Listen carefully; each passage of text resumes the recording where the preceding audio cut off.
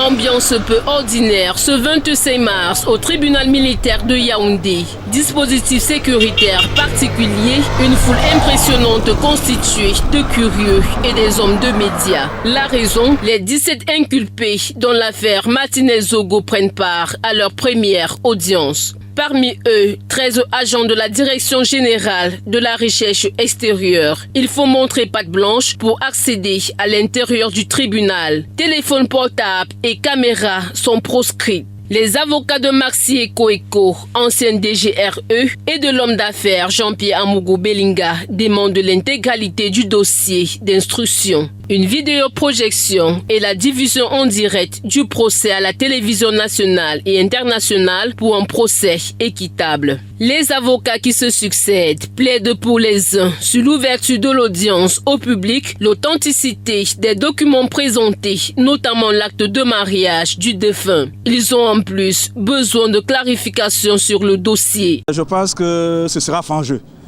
Tel que nous avons voulu donner le temps aujourd'hui, c'est qu'il faut qu'on sache que nous n'allons pas nous préserver. Et il s'agit de la liberté de plusieurs Camerounais. Et bien évidemment, nous voulons que ces débats, vous avez vu au départ, contrairement à l'idée que j'avais, qu'il fallait restreindre un peu relativement la sensibilité de ce dossier pour que ça n'aille pas dans tous les sens. Je suis revenu sur ma demande pour dire que cette audience-là soit publique parce qu'il y a eu un fait. La DGRE a constitué un avocat et vous savez que sur les 17 accusés, il y a pratiquement 13 ou 14 agents de la DGRE. Mais cet avocat n'a pas été constitué pour défendre les intérêts de ces agents, mais pour, dit-il, défendre plutôt l'État du Cameroun. C'est-à-dire venant dans le dossier comme partie civile.